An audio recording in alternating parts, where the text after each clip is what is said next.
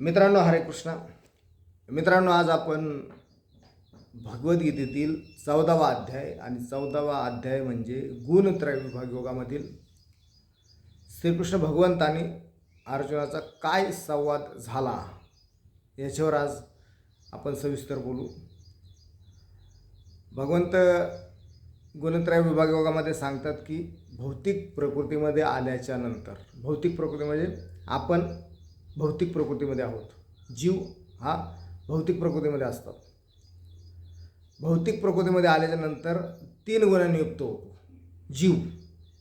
आपण मनुष्य भौतिक प्रकृतीमध्ये आल्याच्या नंतर 3 गुणांनी युक्त होतो. भौतिक प्रकृती म्हणजे काय तर भौतिक प्रकृतीमध्ये भगवंताच्या निस्तृत देहातून आलेल्या ब्रह्मज्योतीवर, भगवंताच्या निस्तृत देहातून आलेल्या ब्रह्मज्योतीवर मायेचे आणि इंद्रिय तृप्तीचे आवरण आलेले असते, त्याला भौतिक असं म्हटलं जातं. ही ब्रह्मज्योत आहे. त्या ब्रह्मज्योतीवर मायेचे आणि इंद्रिय तृप्तीचे आवरण आलेले असते, त्याला भौतिक असे म्हटलं जातं. म्हणून भगवंत सांगतात की ज्यावेळेस जीव हा भौतिक प्रकृतीच्या संपर्कात येतो त्यावेळेस तो 3 गुणांनी युक्त होतो. 3 गुण कोणते तर एक आहे सत्वगुण, एक आहे रजोगुण, एक आहे तमोगुण. आता आपण जीवन जगत असताना अनेक वेळा म्हणत असतो की हा खूप सद्गुणी आहे, हा खूप अवगुणी आहे, किंवा हा खूप चंचल आहे, हे आपल्या मराठी भाषेत म्हणत असतो. परंतु जीवन जगत असताना या भौतिक प्रकृतीमध्ये भगवंताने आपल्याला पाठवलेलं आहे. या भगवंतानं पाठवलेल्या या भौतिक प्रकृतीमध्ये आल्याच्या नंतर आपण 3 गुणांनी युक्त झालेलो आहोत. 3 गुण कोणते तर एक असतो सत्वगुण, एक असतो रजोगुण आणि एक असतो तमोगुण. मग हे 3 गुणांनी आपण युक्त कसे होतो आणि आपल्याला या भौतिक जंजाळातून मुक्त जर व्हायचं असेल, भौतिक जंजाळ हे, या भौतिक जंजाळातून जर मुक्त व्हायचं असेल आपल्याला, तर आपल्याला दिव्यज्ञान प्राप्त झालं पाहिजे. दिव्यज्ञान कधी प्राप्त होतं? ज्यावेळेस या 3 गुणाच्या पलीकडे आपण जातो. सत्व रज तम 3 गुणाच्या पलीकडे आपण जातो, त्यावेळेस आपल्याला दिव्यज्ञान प्राप्त होतं आणि सर्व पापातून आपण मुक्त होतो. ज्यावेळेस आपल्याला दिव्यज्ञान प्राप्त होतं त्यावेळेस आपण सर्व पापातून मुक्त होतो आणि भगवंताच्या चरणाशी ज्यावेळेस आपण लीन होतो, दिव्यज्ञान प्राप्त होतं. दिव्यज्ञान कधी प्राप्त होतं तर 3 गुणांच्या पलीकडे ज्यावेळेस आपण जातो त्यावेळेस आपल्याला दिव्यज्ञान प्राप्त होतं. भौतिक जंजाळातून केव्हा मुक्त होतो तर ज्यावेळेस आपल्याला दिव्यज्ञान प्राप्त होतं त्यावेळेस भौतिक जंजाळातून मुक्त होतो. आणि दिव्यज्ञान कधी प्राप्त होतं तर 3 गुणाच्या पलीकडे आपण जातो, सत्व रज तम, याच्यानंतर आपल्याला दिव्यज्ञान प्राप्त होतं. म्हणून भगवंतांना अर्जुनाचा संवाद चाललेला असताना ते सांगतात की ज्यावेळेस जीव हा भौतिक प्रकृतीच्या संपर्कात येतो त्यावेळेस 3 गुणांनी युक्त होतो, रज तम सत्व. आता जो सत्वगुणी असतो, सत्वगुणी कसा ओळखायचा? मग आता आपण सत्वगुणी आहोत की रजगुणी आहोत की तमगुणी आहोत, हे कसं ओळखायचं? तर भगवंत सांगतात, त्याची लक्षणं सांगतात भगवंत की सत्वगुणी जो असतो तो सुखाने बांधलेला असतो, त्याच्या ठाई सुख असतं, सुख कंटिन्यू त्याच्या ठाई सुख असतं, तो सुखाने बांधलेला असतो. जो सत्वगुणी असतो तो त्याच्या जीवनामध्ये कधी अंधकार येत नाही, तो प्रकाशित असतो, कंटिन्यू प्रकाश म्हणजे सुख प्रकाश त्याच्या भोवती असतं. तो ज्ञानाने एकदम तेज असतो, खूप ज्ञान असतं त्याच्या आणखी, विवेकी असतो. तो जो सत्वगुणी मनुष्य असतो तो त्याच्याकडे ज्ञान असतं, तो सुखाने बांधलेला असतो, सातत्याने तो प्रेमळ असतो, निर्मळ असतो, अंतःकरण निर्मळ असतं त्याचं, तो दुसऱ्यावर प्रेम करतो, हिंसा करत नाही, संयमी असतो, सौम्य असतो, विनयशील असतो, प्रामाणिक असतो, भगवंताच्या ठाई कंटिन्यू चरणकमलाशी लीन झालेला असतो, ज्ञान त्याच्यामध्ये खच्चून भरलेलं असतं, तो सत्वगुणी असतो. मग आपल्या ठिकाणी ज्ञान आहे का? आपण प्रेमळ आहोत का? आपलं अंतःकरण निर्मळ आहे का? आपण दुसरं प्रेम करतो का? आपण हिंसा करतोय की नाही करतोय? आपण सौम्य आहेत का? विनयशील आहोत का? प्रामाणिक आहोत का? शांत आहोत का?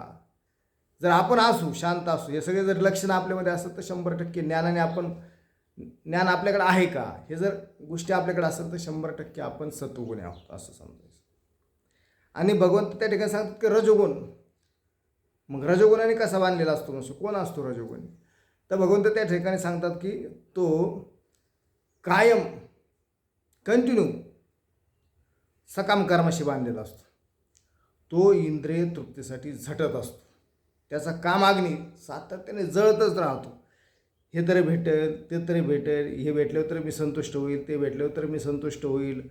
म्हणजे तो झटत राहतो. त्याची संतुष्टी कधीच होत नाही. सातत्याने मला चांगली मुलं पाहिजेत, मला गाडी पाहिजे, मला बंगला पाहिजे, मला सत्ता पाहिजे, मला संपत्ती पाहिजे, मला ऐश्वर पाहिजे, मला धन पाहिजे, मला द्रव्य पाहिजे, मला मान मिळाला पाहिजे, मला सन्मान मिळाला पाहिजे, मला सगळ्या काही गोष्टी मिळाल्या पाहिजे. आणि एवढं मिळूनही त्याची संतुष्टी होत नाही, त्याची तृप्ती होत नाही. तो सातत्याने धावतच राहतो. तो रजोगुणी असतो. सकाम कर्माशी बांधलेला असतो. त्याचा कामाग्नी कंटिन्यू जळतच राहतो. हे भेटलं पाहिजे, ते भेटलं पाहिजे, ते भेटलं पाहिजे. कितीही भेटलं, राजमहाल जरी भेटला, गाड्या भेटल्या, सत्ता मिळाली, संपत्ती मिळाली, सन्मान मिळाला, तरी त्याची तृप्ती होत नाही. तो रजोगुणी असतो. मग आपल्याला सगळं काही असून सुद्धा आपण आणखी धावपळ करतोय का, आणखी पळतोय का, आणखीन आणखीन आणखीन आणखीन मिळालं पाहिजे असं वाटतंय का आपल्याला? जर तसं वाटत असेल तर 100% आपण रजोगुणी आहोत. आणि तमगुणाचं सुद्धा भगवंतानं गुण सांगितलेले की तमगुणी मनुष्य कसा असतो. तमगुणी मनुष्य हा त्याच्या ठिकाणी प्रमाद असतो, आळस असतो, निद्रा असते. तो कंटिन्यू आळशी असतो, कंटिन्यू झोपळ असतो, निद्रिस्त असतो. त्याला भय, भीती, चिंता, डिप्रेशन, ताण, तणाव, काळजी, राग, क्रोध असतो त्याच्या ठिकाणी. जो तमगुणी असतो तो दुसऱ्याची निंदा करणं, दुसऱ्याची टवळकी करणं, कुटाळकी करणं, अवहेलना करणं, उपहास करणं, चेष्टा करणं, टिंगल करणं, मस्करी करणं, हे त्याच्या ठायी गुण असतात. जो तमगुणी असतो तो, जो रजगुणी असतो तो त्याच्या मागे सातत्याने अपेक्षाच असतात. तर सत्वगुणी असतो तो प्रकाशमय असतो, सुखाने बांधलेला असतो. रजगुणी असतो तो सातत्याने अपेक्षा, इच्छा, आकांक्षा, मोह, लोभ याच्या मागे पळत असतो, त्याची संतुष्टी होत नाही. आणि जो तमगुणी असतो तो सातत्याने काम, क्रोध, लोभ, मोह, माया, अहंकार, आळस, प्रमाद, निद्रा, भय, चिंता, मैथून सातत्याने ग्रासलेला असतं त्या तमगुणी मनुष्याला. आळशी असतो, निद्रेस्त असतो, झोपळ असतो, कशाचाही कंटाळाच असतो त्या माणसाला. तो तमगुणी असतो. हिंसा करतो, कोणावर राग काढतो, हाणतो, मारतो, चेष्टा, मस्करी, टिंगल, टवळी, म्हणजे तो कंटिन्यू म्हणजे तो याने ग्रासलेला असतो. म्हणजे तो तमगुणी असतो. निष्क्रिय जीवन जगतो तो तमगुणी असतो. मग 3 गुण भगवंताने सांगितलं. मग 3 गुणामध्ये आपल्यामध्ये कोणता गुण वाढीस लागलेला आहे हे आपण लक्षात घेतलं पाहिजे. कारण एकाच देहामध्ये, एकाच शरीरामध्ये हे 3 गुण राहतात. कधी कधी रजोगुणचा त्यांच्यामध्ये स्पर्धा चालू असते. कधी कधी रजोगुण वाढीस लागतो, तर कधी कधी तमगुण वाढीस लागतो, तर कधी कधी सत्वगुण वाढीस लागतो. मग हे सतगुण, रजोगुण आणि तमगुण वाढीस लागलेत की नाही लागले हे आपल्या लक्षावरून कळून येतं. आपली लक्षणं कोणती चालू आहेत सध्या त्याच्यावरून कळून येतं की आपण तमगुणी आहोत, रजोगुणी आहोत की सत्वगुणी आहोत. कोणता गुण आपल्यामध्ये वाढीस लागतो? सत्वगुणाने आपल्याला सुखाने बांधतो, रजोगुण आपल्याला सकाम कर्माशी बांधतो आणि तमगुण आपल्याला नरक योनीमध्ये, पशुयोनीमध्ये घेऊन जातो पुढं चालून. कारण भगवंत सांगतात की सत्वगुणामध्ये जर मृत्यू झाला, रजोगुणामध्ये जर मृत्यू झाला किंवा तमोगुणामध्ये मृत्यू झाला तर माणूस कोणत्या योनीला प्राप्त होतो? जर सत्वगुणामध्ये, आता आपण सत्वगुणी असतो, सत्वगुणामध्ये जर आपला मृत्यू झाला तर आपण उच्चतर लोकामध्ये जातो, भगवंताच्या नित्यधामामध्ये जातो, ऐश्वर्यधामामध्ये जातो, भगवंताच्या गोलोक वृंदावनामध्ये जातो, उच्चतर लोकामध्ये जातो, परमसिद्धी प्राप्त होते आपल्याला. सत्वगुणामध्ये मृत्यू झाला तर, रजोगुणामध्ये मृत्यू झाला आपला तर आपण सातत्याने जन्म आणि मृत्यूचं मार्गक्रमण करत राहतो. 3 वेळा आपण मृत्यू लोकात येतो, परत जातो, मृत्यू लोकात येतो, परत जातो. कारण आपल्या अपेक्षा पूर्ण झालेल्या नसतात ना, त्याच्यामुळं आपण कंटिन्यू मृत्यू लोकात येतो, जन्म आणि मृत्यूचं मार्गक्रमण करतो. आणि तमगुणामध्ये जर आपला मृत्यू झाला तर आपल्याला पशुयोनीमध्ये जावं लागतं, नरक योनीमध्ये जावं लागतं, कीटक, जनावरं, पशु पक्षी याच्यामध्ये जावं लागतं आपल्याला.